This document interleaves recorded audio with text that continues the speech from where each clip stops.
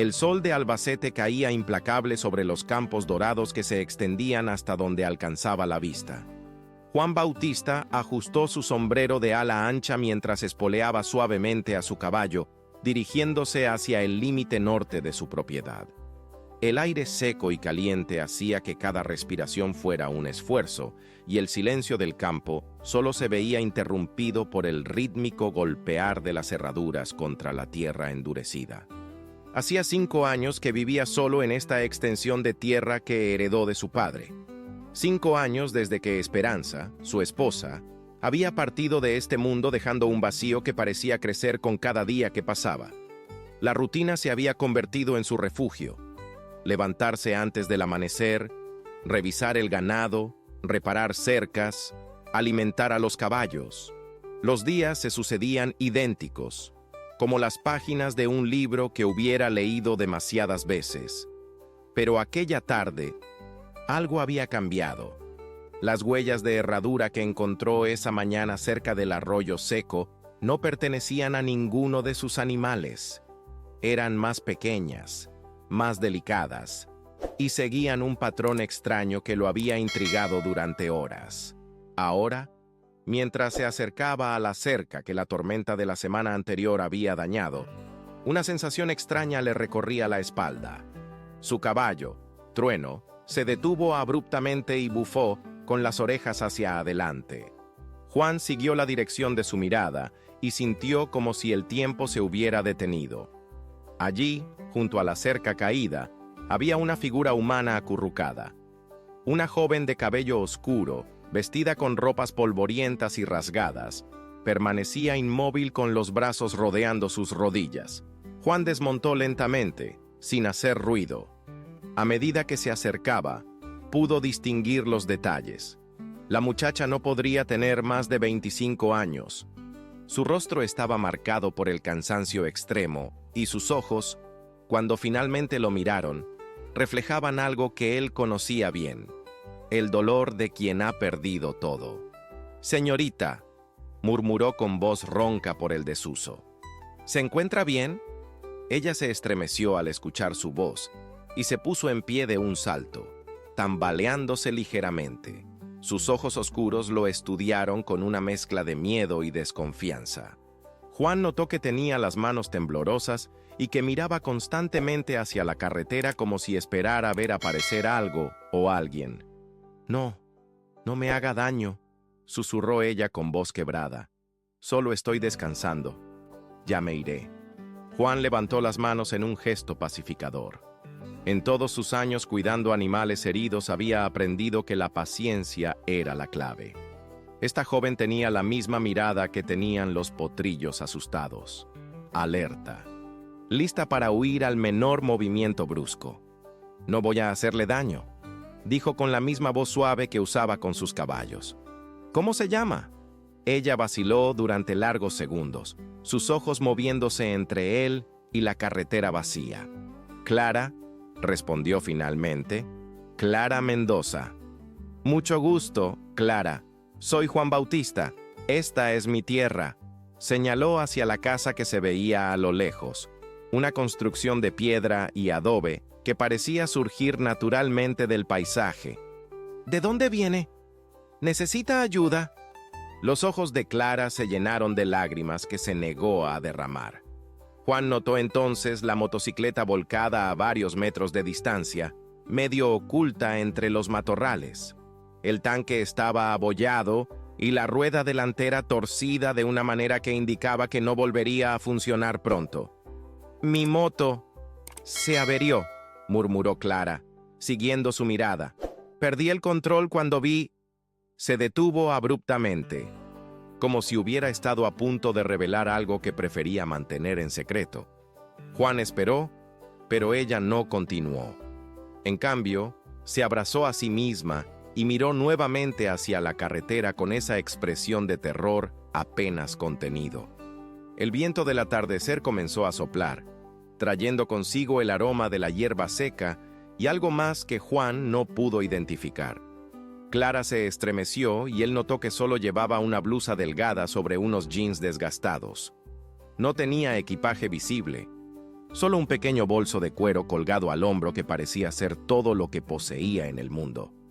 «Mire», dijo Juan después de un momento, midiendo cuidadosamente sus palabras, «no sé qué la trajo hasta aquí, y no voy a preguntárselo si no quiere decírmelo.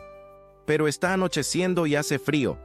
Mi casa tiene habitaciones vacías y comida caliente. Puede quedarse esta noche y mañana veremos qué hacer con su motocicleta». Clara lo estudió durante largos minutos, como si tratara de leer algo en su rostro curtido por el sol y el viento. Juan se mantuvo inmóvil, dejando que ella tomara la decisión. Había aprendido que las almas heridas no se podían forzar. Había que ganarse su confianza paso a paso. «¿Por qué?», preguntó ella finalmente. «¿Por qué me ayudaría? Ni siquiera me conoce». Juan se quitó el sombrero y se pasó la mano por el cabello gris. «Porque todos merecemos una segunda oportunidad», respondió simplemente.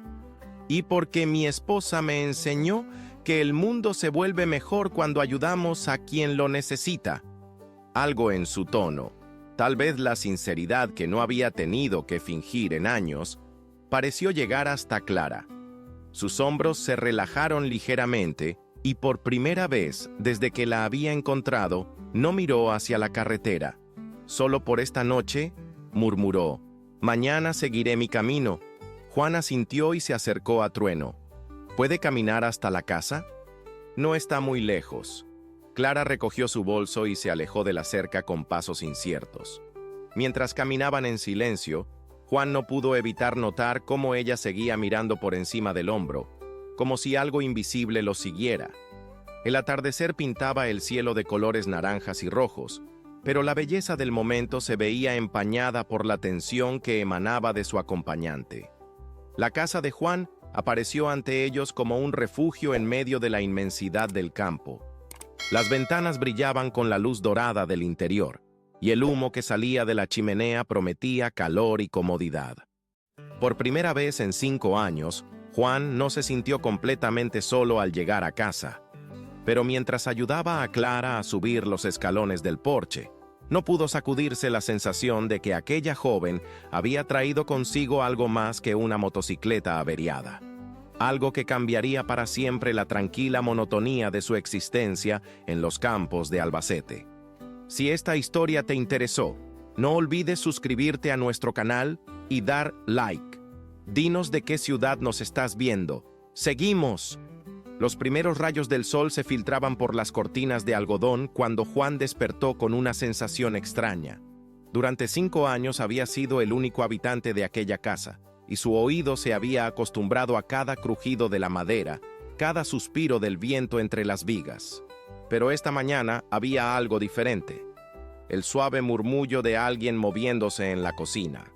Se vistió rápidamente y bajó las escaleras de madera que conocía de memoria. El aroma del café recién hecho lo recibió como una caricia del pasado, recordándole las mañanas junto a Esperanza cuando la casa aún tenía vida. Al entrar en la cocina, encontró a Clara de pie junto a la ventana, observando los campos con una taza humeante entre las manos. «Buenos días», murmuró Juan, tratando de no sobresaltarla. «¿Ha dormido bien?». Clara se volvió lentamente. A la luz del día, Juan pudo ver mejor su rostro.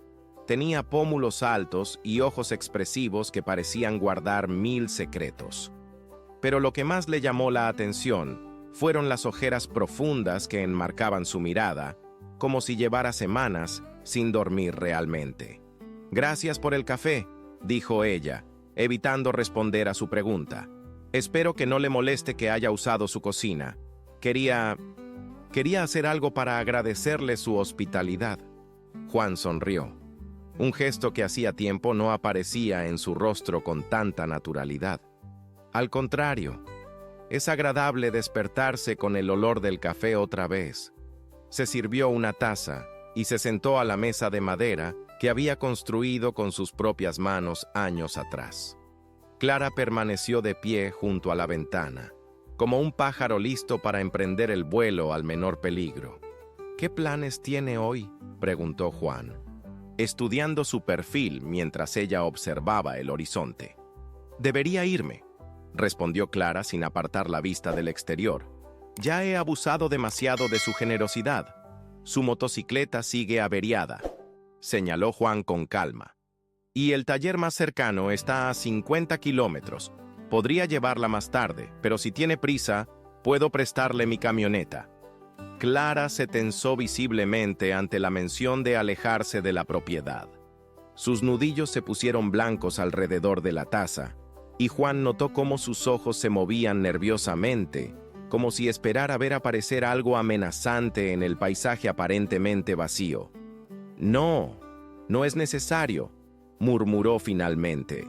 Tal vez pueda quedarse unos días más, solo hasta que la moto esté lista. Juan asintió, fingiendo que no había notado su reacción. Perfecto. En ese caso, ¿le gustaría ayudarme con los caballos? Siempre viene bien una mano extra. Durante las siguientes horas, Juan observó a Clara trabajar junto a él en los establos. Tenía manos hábiles y se movía con naturalidad alrededor de los animales, como si hubiera crecido en el campo. Los caballos parecían sentirse cómodos con ella, especialmente Trueno, que normalmente desconfiaba de los extraños. ¿Dónde aprendió a manejar caballos?, preguntó Juan mientras cepillaban a una yegua castaña. Clara vaciló antes de responder. Mi abuelo tenía una pequeña finca. Pasé muchos veranos con él cuando era niña. ¿Y sus padres? La pregunta pareció golpearla como un latigazo. Se detuvo en seco y durante un momento, Juan vio pasar una sombra de dolor tan profunda por sus ojos que sintió el impulso de disculparse. Pero antes de que pudiera hacerlo, Clara se recompuso. Murieron cuando yo era joven, dijo con voz plana, como si hablara de otra persona. Un accidente de carretera. Juan no insistió. Reconocía el tono de alguien que había aprendido a construir muros alrededor de sus heridas más profundas. Él mismo lo había hecho durante años. La tarde transcurrió en un silencio cómodo, trabajando lado a lado bajo el sol implacable de Castilla-La Mancha. Juan no podía recordar cuándo había sido la última vez que había disfrutado tanto de la compañía de otra persona. Clara tenía una forma de moverse que era a la vez grácil y eficiente, y cuando sonreía, lo cual ocurría raramente, su rostro se transformaba completamente. Fue al atardecer cuando ocurrió el primer incidente extraño. Juan estaba reparando una sección de la cerca que daba a la carretera principal, cuando notó algo que le hizo detenerse.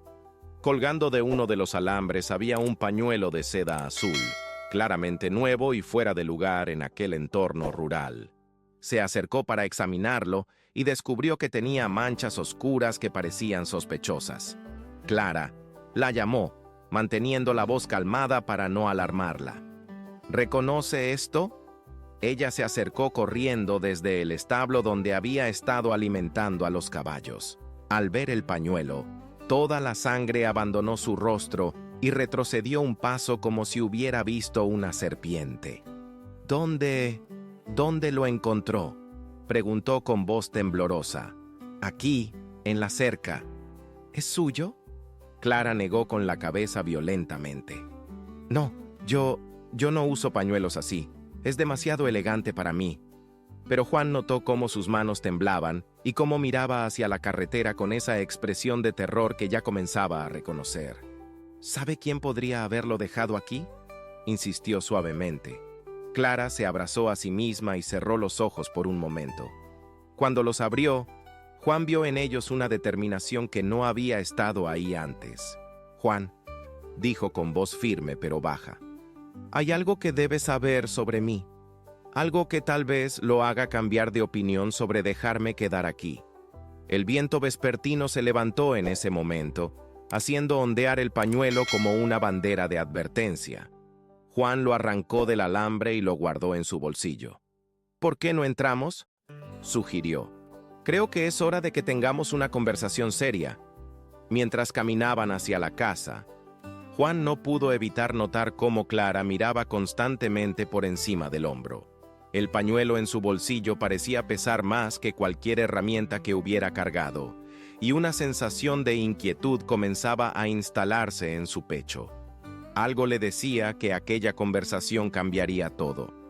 Y mientras sostenía la puerta para que Clara entrara, no pudo sacudirse la impresión de que alguien, desde algún lugar en la distancia, los estaba observando. La noche se acercaba rápidamente, trayendo consigo sombras que parecían más densas que de costumbre. Y en el silencio de los campos de Albacete, Juan tuvo la extraña sensación de que su vida tranquila estaba a punto de convertirse en algo completamente diferente. El interior de la casa parecía más silencioso que nunca mientras Juan encendía la lámpara del salón. Las sombras danzaron por las paredes de piedra, creando un ambiente íntimo pero cargado de tensión. Clara se sentó en el borde del sofá de cuero gastado, con las manos entrelazadas sobre el regazo, como si se preparara para una confesión que había estado posponiendo demasiado tiempo. Juan se sirvió un vaso de agua y le ofreció otro a ella, que lo rechazó con un gesto nervioso. Se sentó en la silla de madera frente a Clara, manteniendo una distancia respetuosa pero lo suficientemente cerca para poder ver cada expresión que cruzara por su rostro.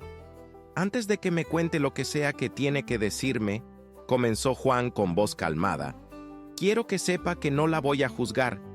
Todos tenemos un pasado, Clara, y todos merecemos la oportunidad de empezar de nuevo». Clara levantó la vista hacia él, y Juan vio que sus ojos se habían llenado de lágrimas contenidas. Durante varios minutos, solo se escuchó el tic-tac del reloj de pared que había pertenecido a su padre. «Mi nombre no es Clara Mendoza», murmuró finalmente, con voz apenas audible. «Es Clara Vázquez. Y hace 3 meses, mi vida cambió para siempre». Juan permaneció inmóvil, instintivamente sabiendo que cualquier interrupción podría hacer que ella se cerrara completamente. «Trabajaba como contadora en una empresa de construcción en Madrid», continuó Clara, con la mirada fija en sus manos. «Ramírez y Asociados. Era un trabajo tranquilo, rutinario. Llevaba los libros, manejaba las facturas, nada emocionante, hasta que empecé a notar irregularidades». Se detuvo y se pasó las manos por el cabello con gesto nervioso. Juan notó que le temblaban ligeramente. «Al principio pensé que eran errores simples, facturas duplicadas, pagos que no coincidían con los contratos. Pero cuando empecé a investigar más profundamente, descubrí que no eran errores. Era un sistema completo de lavado de dinero». Juan sintió un escalofrío recorrer su espalda. Aquello explicaba el miedo en los ojos de Clara, la forma en que miraba constantemente hacia la carretera. «¿Qué hizo cuando lo descubrió?», preguntó suavemente. Clara se levantó del sofá y caminó hacia la ventana, aunque las cortinas estaban corridas y no podía ver nada del exterior. Lo que cualquier persona honesta habría hecho. «Fui a la policía». Su voz se volvió amarga cuando continuó. «Pero resulta que el comisario Herrera, el hombre a quien le entregué toda la evidencia, era socio de Ramírez. No solo no investigaron nada, sino que al día siguiente me despidieron con una excusa absurda». Juan comenzaba a entender la magnitud del problema. «Y entonces cometí el error más grande de mi vida». Clara se volvió hacia él con los ojos brillantes de lágrimas y rabia. «Decidí ir a los periódicos. Contacté a Elena Morales, una periodista de investigación de El País. Le di copias de todos los documentos». Se detuvo y respiró profundamente antes de continuar. 3 días después, Elena apareció en el río Manzanares. Dijeron que se había quitado la vida, que tenía problemas personales. Pero yo sabía la verdad. La habían silenciado por la información que yo le había dado. Juan sintió como si el aire de la habitación se hubiera vuelto más espeso. Se levantó y se acercó a Clara, que ahora temblaba visiblemente. «¿Por qué no fue a la policía de otra ciudad? ¿O al FBI?» Clara soltó una risa amarga. «No lo entiende. Ramírez tiene contactos en todas partes. Políticos, jueces, policías. Es una red que se extiende por toda España. No hay lugar seguro para mí dentro del sistema». De repente, un ruido en el exterior los hizo quedarse inmóviles. Era el sonido inconfundible de un motor acercándose por la carretera de tierra. Juan miró su reloj. Las 10 de la noche. Nadie visitaba su propiedad a esas horas. «Apague las luces», susurró Clara con urgencia, toda la sangre abandonando su rostro. Juan no cuestionó la orden. Rápidamente apagó la lámpara y se dirigió hacia la ventana, apartando cuidadosamente una esquina de la cortina para mirar hacia afuera. Los faros de un automóvil negro se movían lentamente por el camino que llevaba a su casa. «¿Esperaba a alguien?», preguntó Clara con voz temblorosa. «Nunca», respondió Juan, sintiendo que su pulso se aceleraba. «Mis vecinos más cercanos están a 15 kilómetros. El automóvil se detuvo justo antes de llegar a la entrada de la propiedad, como si los ocupantes estuvieran estudiando la casa».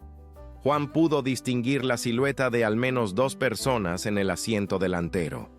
«¿Cómo pudieron encontrarme?», murmuró Clara, más para sí misma que para él. «Fui tan cuidadosa. El pañuelo», dijo Juan de repente. «Alguien lo dejó ahí para marcar el lugar, para confirmar que estaba aquí». Clara se llevó las manos al rostro. «Dios mío, ¿qué he hecho? Lo he metido en esto. Debería haberme ido esta mañana».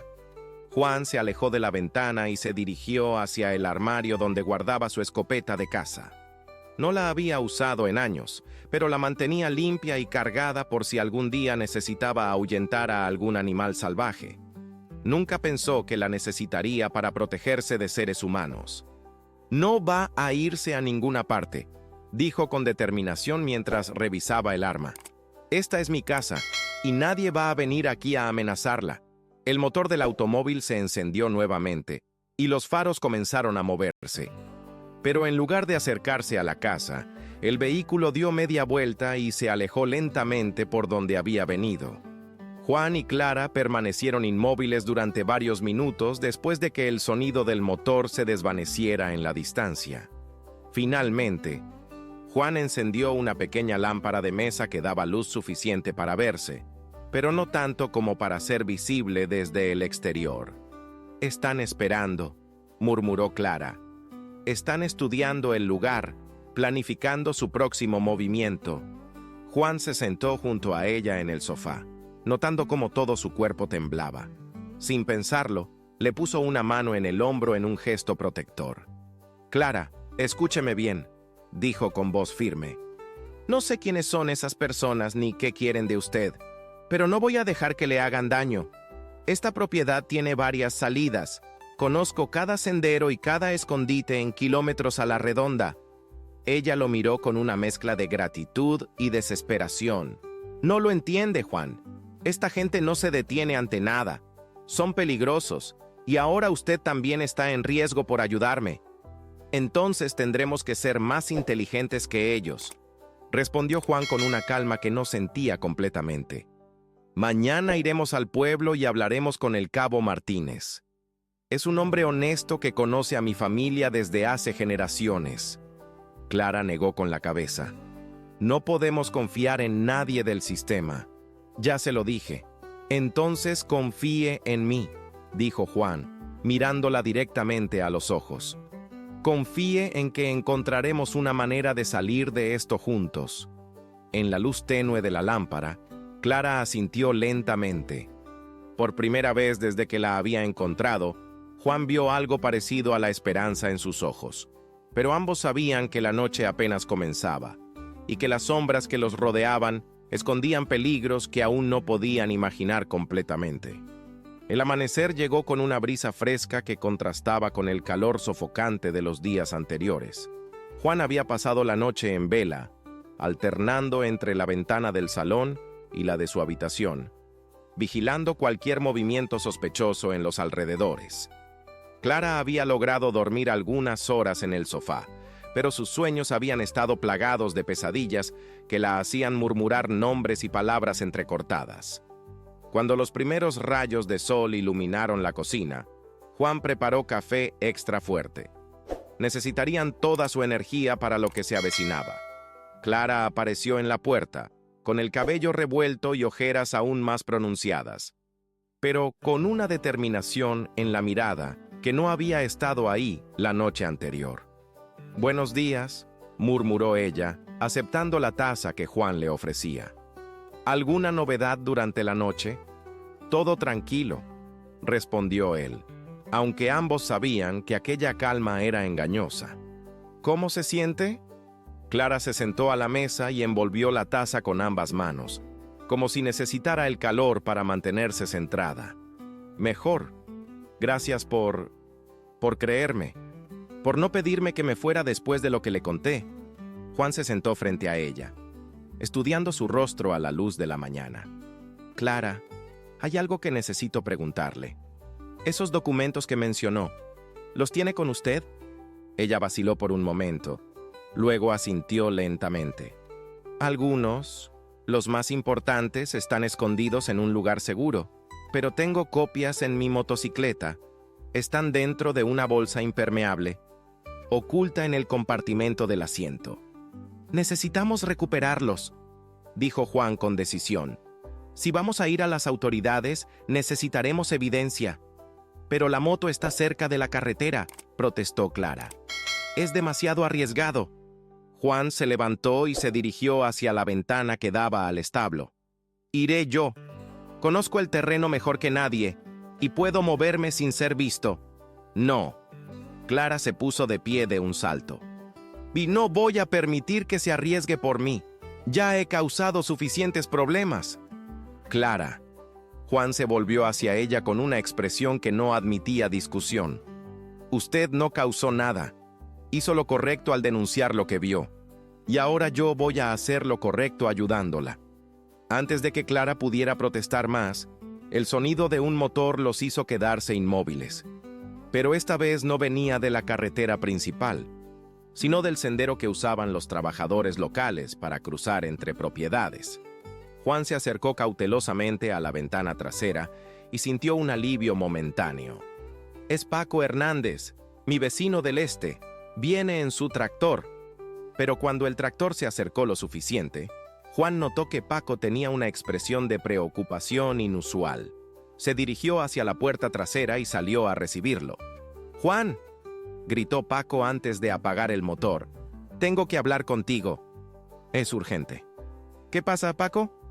Juan se acercó al tractor, manteniendo a Clara fuera de la vista dentro de la casa. «Anoche vinieron 2 hombres a mi casa preguntando por ti», dijo Paco, quitándose la gorra y pasándose la mano por el cabello cano. «Querían saber si habías tenido visitas últimamente, especialmente alguna mujer joven».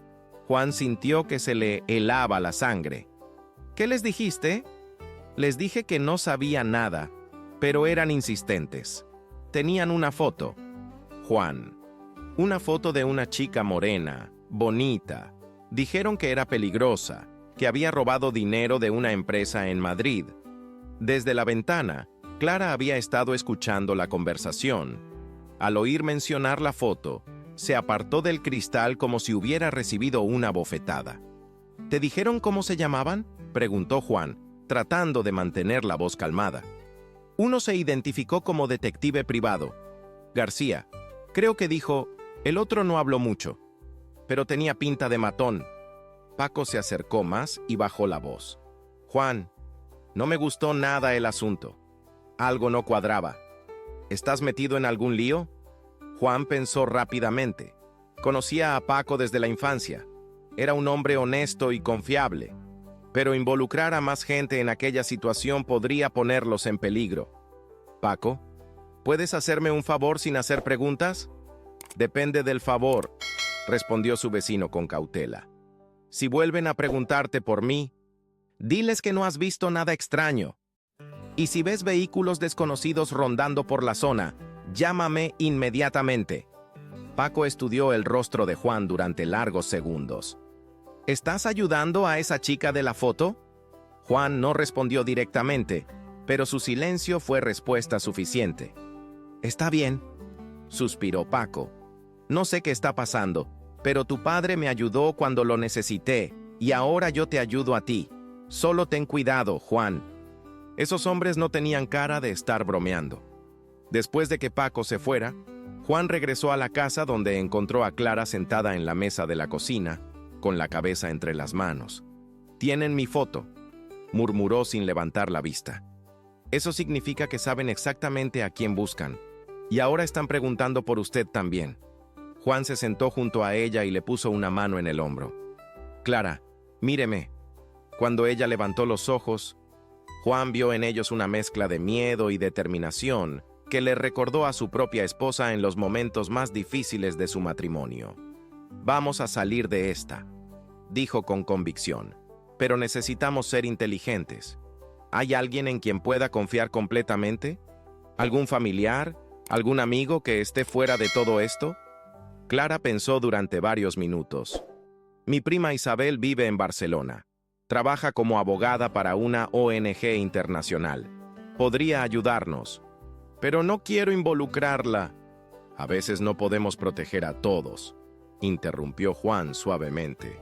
A veces tenemos que elegir entre el orgullo y la supervivencia. Clara asintió lentamente. Tiene razón. Isabel siempre fue valiente y tiene contactos internacionales que podrían estar fuera del alcance de Ramírez. Perfecto.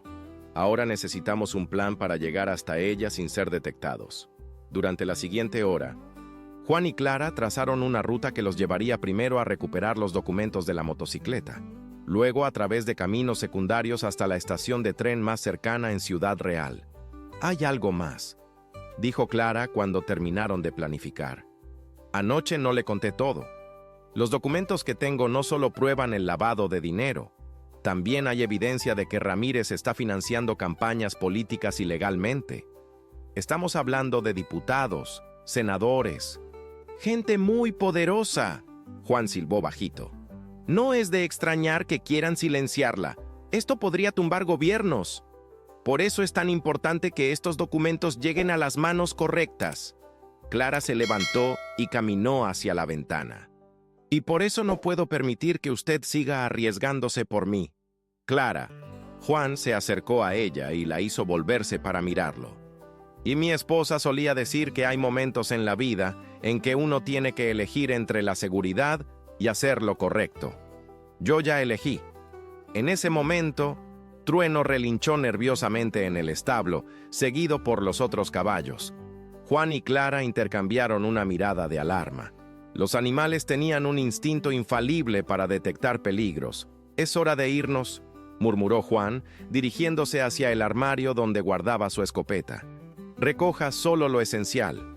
Nos vamos por la puerta trasera». Mientras Clara corría escaleras arriba para buscar sus pocas pertenencias, Juan cargó la escopeta y llenó sus bolsillos con cartuchos adicionales. Por la ventana del salón pudo ver una nube de polvo en la distancia, acercándose por la carretera principal. El tiempo se había agotado.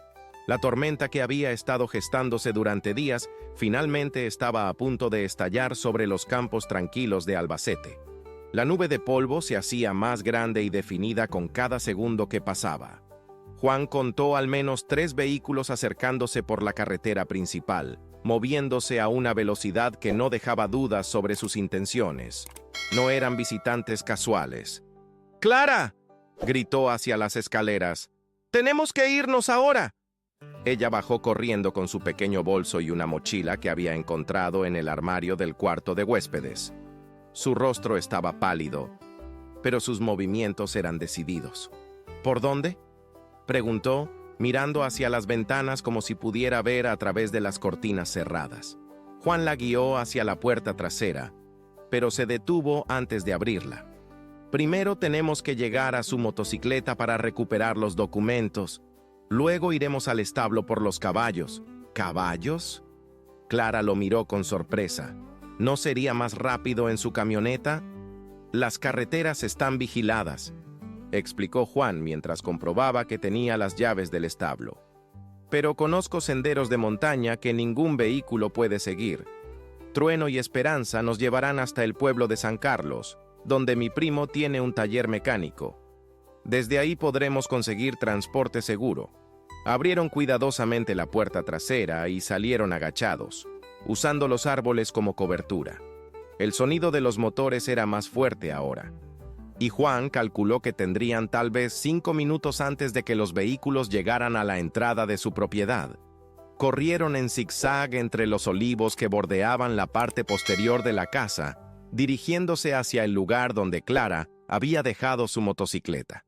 Juan había pasado tantos años recorriendo esos campos que podía moverse casi en silencio, pero Clara, a pesar de su agilidad, ocasionalmente pisaba una rama seca o tropezaba con alguna piedra.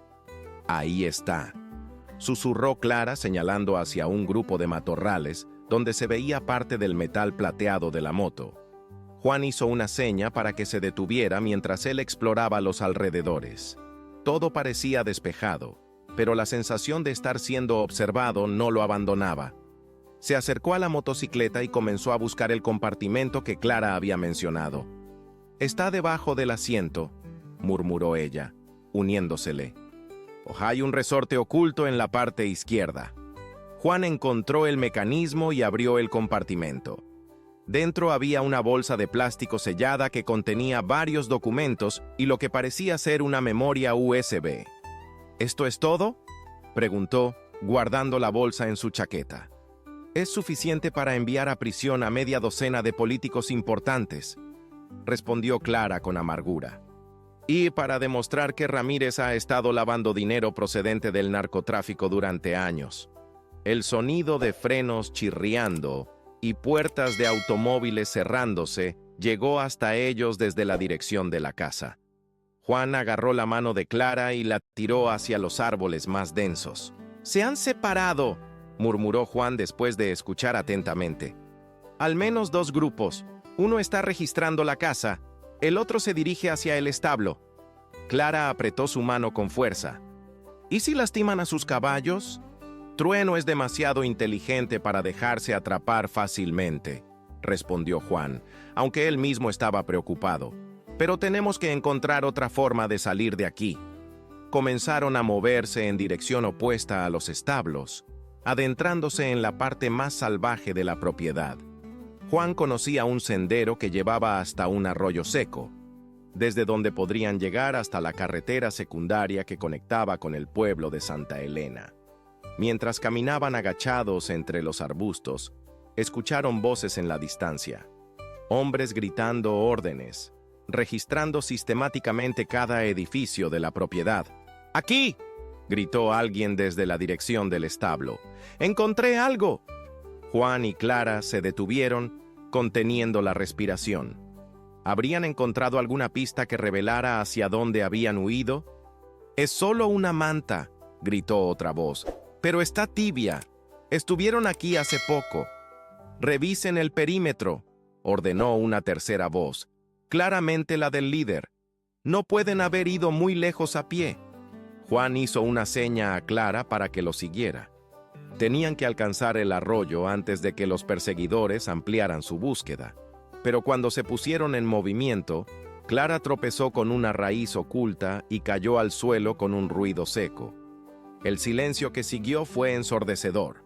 Juan la ayudó a levantarse rápidamente, pero ambos sabían que el ruido había sido demasiado fuerte como para pasar desapercibido. «¡Por ahí!», gritó alguien. «¡Hacia los árboles!». «¡Corra!», murmuró Juan, empujando suavemente a Clara. «Yo los distraeré». «No», ella se aferró a su brazo. «¿Vamos juntos o no vamos?». No había tiempo para discutir. El sonido de pasos acercándose se hacía más fuerte cada segundo. Juan tomó la mano de Clara y corrieron hacia el arroyo, abandonando cualquier intento de sigilo. Las ramas les arañaban la cara y los brazos mientras corrían entre los árboles. Detrás de ellos, las voces se multiplicaban. Había más perseguidores de los que Juan había calculado inicialmente.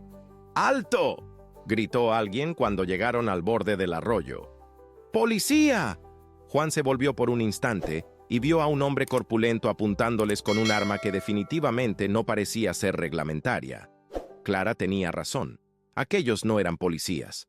Saltaron al arroyo seco y corrieron por el lecho pedregoso, con la esperanza de que la superficie dura no dejara huellas claras de su paso.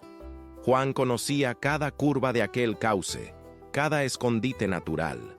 Después de lo que pareció una eternidad, pero probablemente fueron solo 10 minutos, llegaron a una zona donde el arroyo se ensanchaba y estaba cubierto por una densa vegetación. Juan tiró de Clara hacia una cueva natural formada por rocas caídas que había descubierto años atrás cuando cazaba con su padre. Se refugiaron en el interior, tratando de controlar su respiración agitada. La cueva era pequeña, apenas lo suficientemente grande para 2 personas, pero estaba completamente oculta desde el exterior.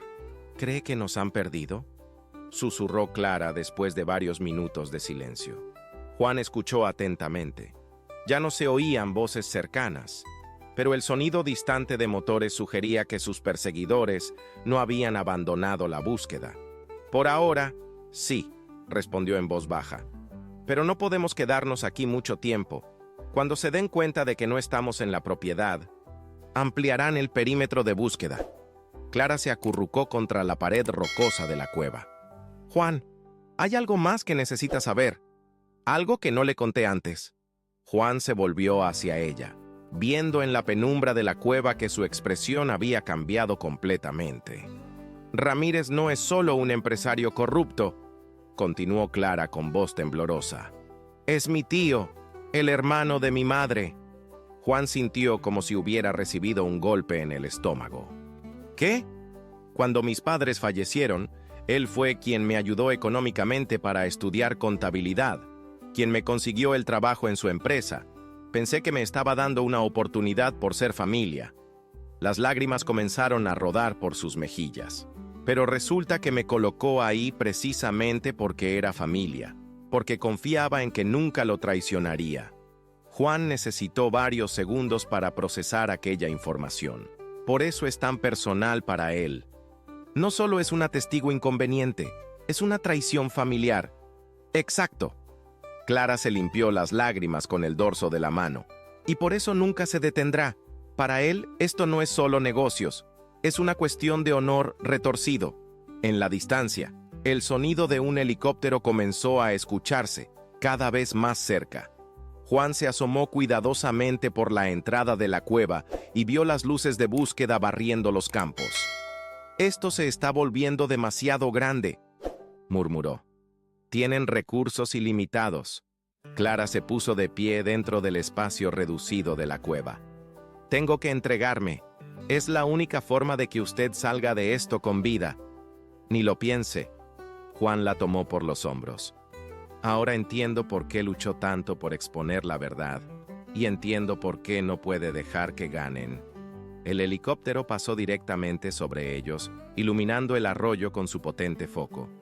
Juan y Clara se pegaron contra las paredes de la cueva, conteniendo la respiración mientras la luz barrió la zona. Cuando el helicóptero se alejó, Juan tomó una decisión que cambiaría todo para ambos. Juan observó cómo las luces del helicóptero se alejaban hacia el este, barriendo metódicamente cada rincón del paisaje. La decisión que había tomado era arriesgada, pero era la única posibilidad que tenían de cambiar las reglas del juego. «Clara», murmuró, volviéndose hacia ella en la penumbra de la cueva. «¿Su prima Isabel en Barcelona confía completamente en ella?» «Con mi vida», respondió Clara sin vacilar.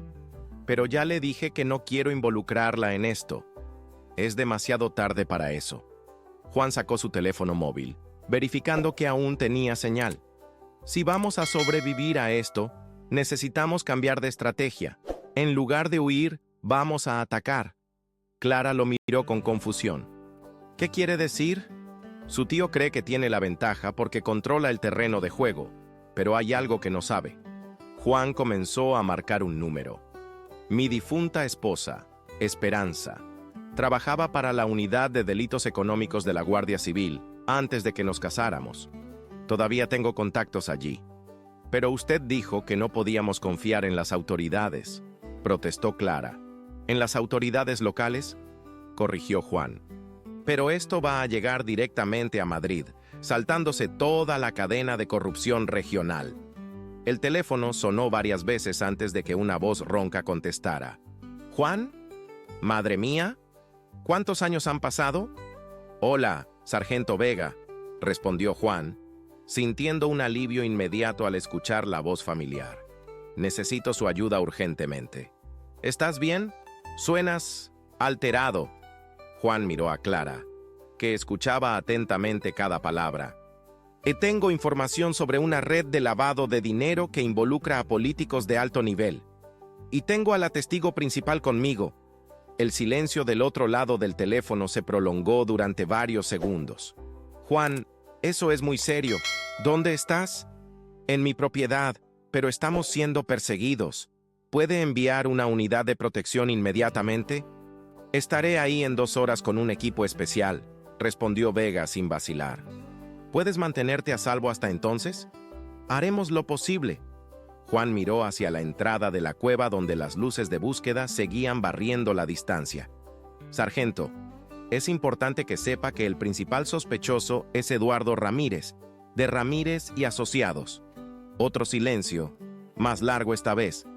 Juan, ese nombre ya está en nuestra lista de investigación. Hemos estado tratando de construir un caso contra él durante meses.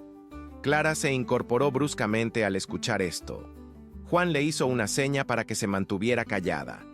¿Qué tipo de evidencia tienen?, preguntó Vega. Documentos financieros, registros de transacciones, una memoria USB con toda la información. Juan palpó la bolsa que había guardado en su chaqueta. Y la testigo puede proporcionar testimonio directo. Perfecto. Juan, esto podría ser exactamente lo que necesitábamos para cerrar el caso. Mantente en línea. Voy a coordinar la operación.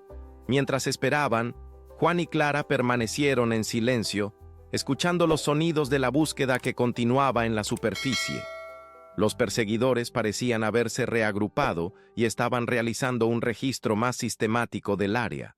No entiendo, murmuró Clara después de un rato. Si la Guardia Civil ya estaba investigando a mi tío, ¿por qué no pudieron proteger a Elena, la periodista? Juan reflexionó sobre la pregunta. Tal vez porque ella fue directamente a los medios sin coordinar con las autoridades, o tal vez porque Ramírez tiene informantes dentro de los cuerpos policiales locales. El teléfono vibró con un mensaje de texto de Vega. Equipo en camino. Manténganse ocultos. No confíen en autoridades locales. Está confirmado, murmuró Juan, mostrándole el mensaje a Clara. Sí, su tío tiene conexiones en la policía local. Clara se abrazó las rodillas. ¿Cree que realmente tenemos una oportunidad? La tenemos. Juan le puso una mano reconfortante en el hombro. Pero necesito que me cuente todo lo que sepa sobre la estructura de la organización de su tío. Nombres, lugares, conexiones, todo lo que pueda recordar. Durante la siguiente hora, Clara le proporcionó a Juan una imagen detallada de la red de corrupción. Nombres de políticos, jueces comprados, empresarios cómplices, rutas de lavado de dinero. Era una estructura compleja que se extendía por toda España y tenía ramificaciones internacionales. El centro de todo está en una oficina secreta en el sótano del edificio principal de Ramírez y Asociados, explicó Clara. Ahí es donde guardan los registros reales, los que nunca ven los contadores oficiales. ¿Y cómo accedió usted a esa información? Clara bajó la mirada. Mi tío confiaba en mí. Me dio acceso a esas oficinas para que ayudara con la contabilidad especial, como él la llamaba. Pensaba que, siendo familia, nunca lo traicionaría. El sonido de vehículos acercándose los hizo ponerse alerta nuevamente. Pero esta vez, el ruido venía de la dirección opuesta a donde habían llegado los perseguidores. Juan se asomó cuidadosamente por la entrada de la cueva y vio luces azules y rojas parpadeando en la distancia. Su teléfono vibró con una llamada de Vega. Juan, estamos llegando a tu propiedad. ¿Dónde estás exactamente? En el Arroyo Seco, a unos 2 kilómetros al oeste de la casa principal. Hay una cueva natural entre las rocas grandes. Perfecto. Hemos rodeado toda el área. Los sospechosos que estaban en tu propiedad han huido, pero tenemos helicópteros siguiéndolos. Clara miró a Juan con una mezcla de esperanza y incredulidad. ¿De verdad se acabó? Aún no, respondió Juan con cautela. Primero tenemos que asegurarnos de que la evidencia llegue a salvo a Madrid. 15 minutos después, las luces de las linternas de la Guardia Civil aparecieron en la entrada del arroyo.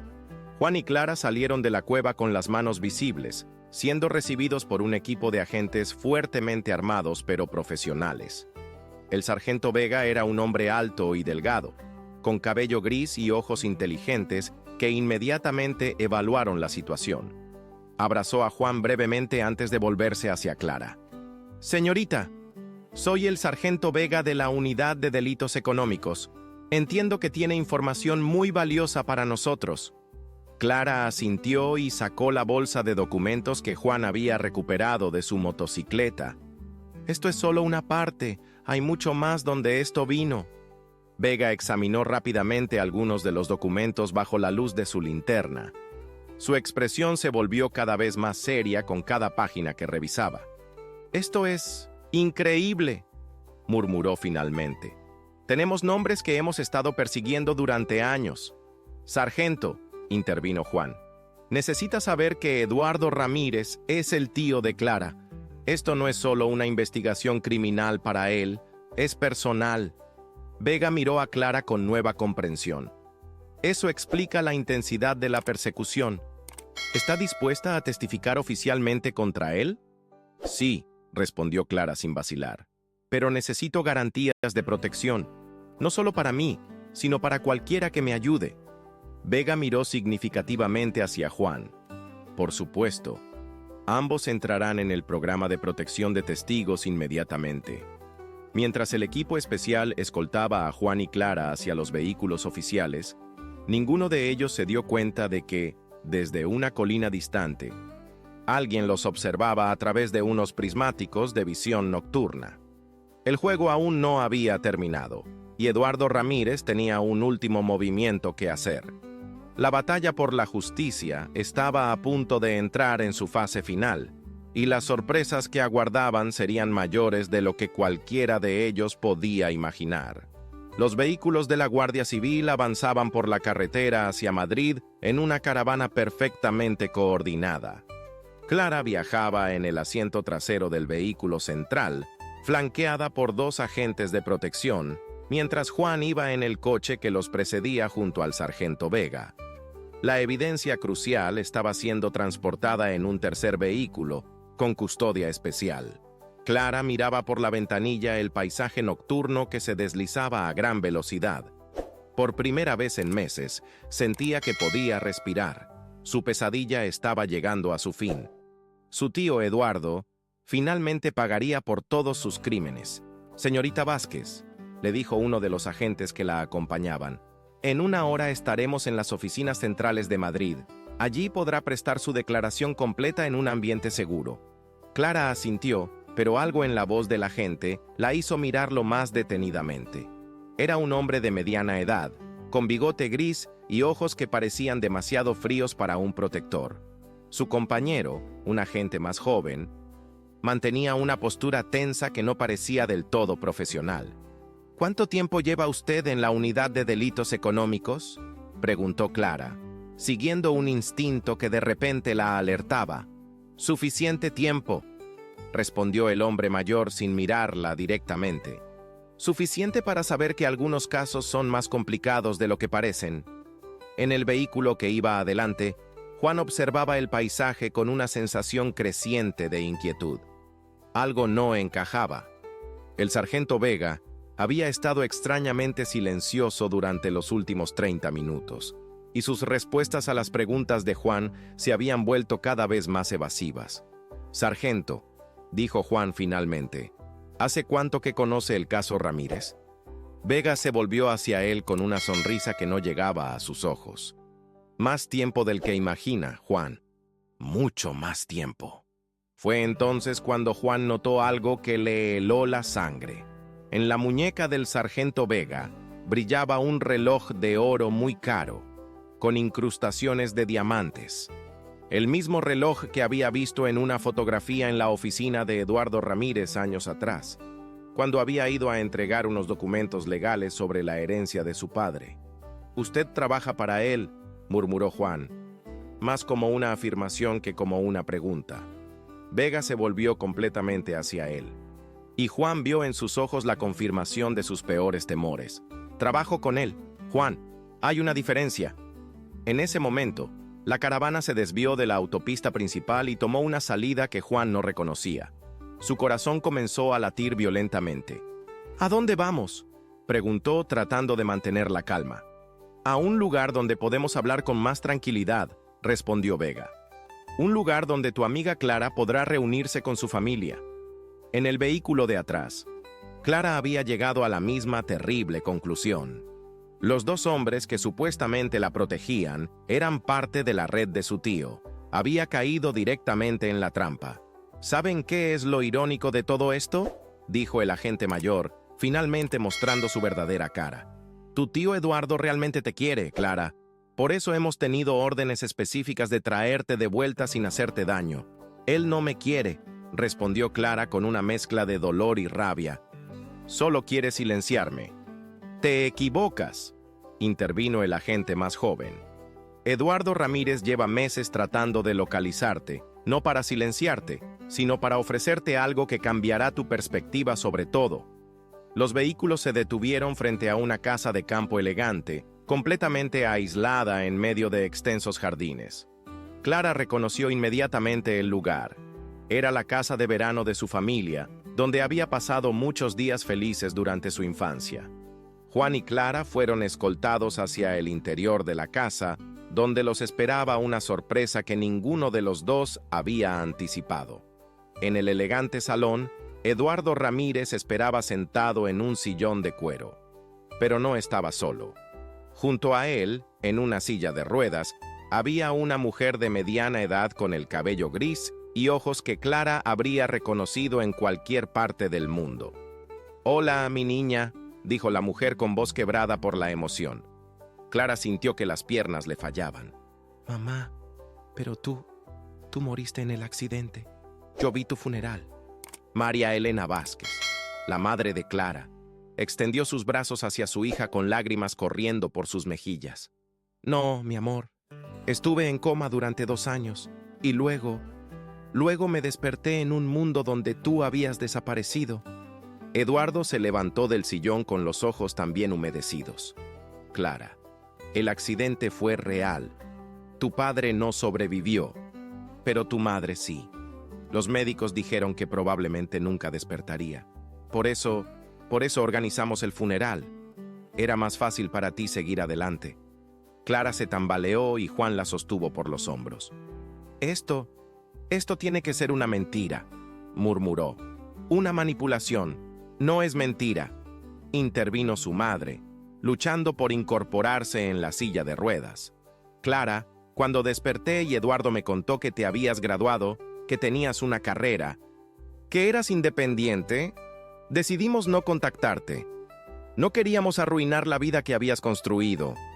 Pero entonces comenzaste a investigar la empresa», continuó Eduardo, acercándose cuidadosamente a su sobrina. «Y cuando te fuiste con los documentos, tu madre me suplicó que te encontrara. Ha estado desesperada por verte». Juan observaba la escena con una mezcla de asombro y escepticismo. «¿Y todo lo demás? ¿El lavado de dinero? ¿La corrupción?». Eduardo lo miró directamente. «Real. Todo completamente real. Pero no es lo que parece». Se dirigió hacia un escritorio y sacó una carpeta gruesa. «Juan, Clara, lo que mi sobrina descubrió no era un esquema criminal. Era una operación encubierta de la inteligencia española, coordinada con Europol y la CIA». Clara sintió que el mundo se desplomaba a su alrededor. ¿Qué? Durante los últimos 5 años, hemos estado infiltrándonos en redes reales de lavado de dinero y narcotráfico, explicó Eduardo. Los políticos corruptos que aparecen en esos documentos son agentes encubiertos. El dinero que se lavaba era dinero marcado que nos permitía rastrear las verdaderas organizaciones criminales. María Elena extendió su mano hacia Clara. «Por eso tu tío no podía explicarte la verdad cuando comenzaste a hacer preguntas. La operación era demasiado delicada». «¿Y Elena? ¿La periodista?», preguntó Clara con voz temblorosa. «Elena Morales no existe», respondió Eduardo suavemente. «Era una identidad falsa que usábamos para filtrar información controlada a los medios. Cuando tú la contactaste, Supimos que habías descubierto la operación.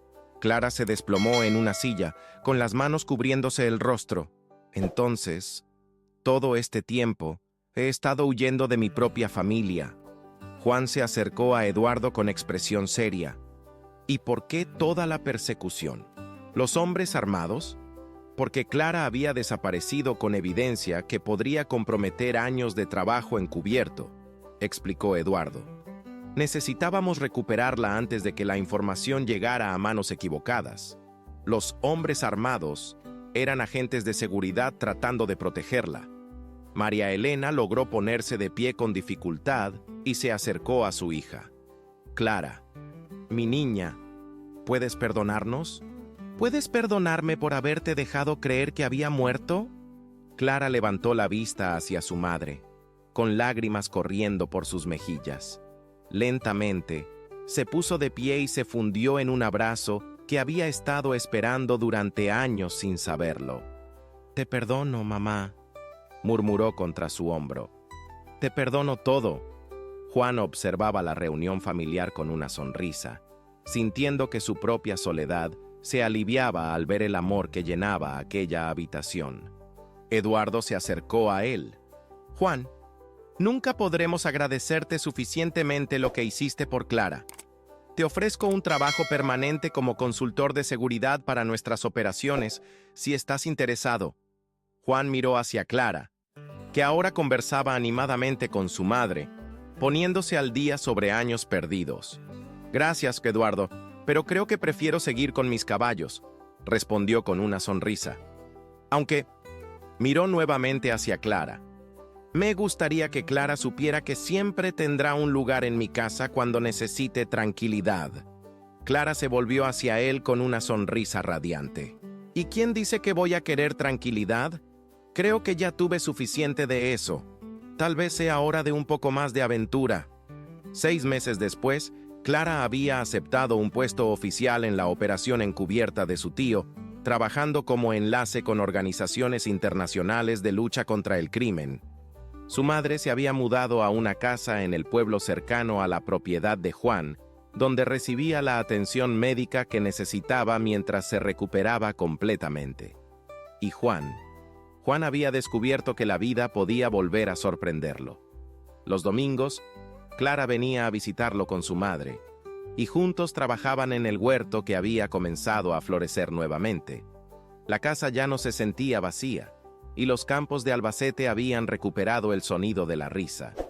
La operación encubierta continuaba, pero ahora Clara era parte del equipo que protegía a otros inocentes de las verdaderas redes criminales.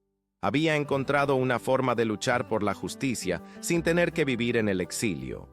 Y en las tardes doradas de Castilla-La Mancha, cuando Juan y Clara cabalgaban juntos por los senderos que una vez habían sido escenario de su huida, ambos sabían que algunas de las mejores historias comenzaban cuando creías que todo había terminado. Queridos oyentes, esperamos que la historia de Juan y Clara los haya conmovido tanto como nos conmovió a nosotros contarla. Como Clara descubrió que su madre seguía viva cuando creía que la había perdido para siempre. Esperamos que esta historia les haya recordado que la vida siempre puede sorprendernos con nuevos comienzos. Para seguir este viaje emocional lleno de amor, misterio y segundas oportunidades, hemos preparado una playlist especial con historias igualmente cautivadoras que exploran los vínculos familiares y el poder de la verdad. Encuéntrenla haciendo clic aquí a su izquierda. Si les gustó esta historia de amor, familia y redención en los hermosos campos de Albacete, no olviden suscribirse a nuestro canal y darle me gusta al video. Como Juan y Clara, nosotros también creemos en las segundas oportunidades. Y cada día traemos historias únicas que exploran la complejidad de la vida y las sorpresas que nos esperan cuando menos las imaginamos. Cuéntenos en los comentarios. ¿Han vivido alguna vez una revelación que cambió completamente su perspectiva sobre una situación? ¿Creen que Clara tomó la decisión correcta al perdonar a su familia? Los esperamos en los comentarios para seguir compartiendo estas emociones.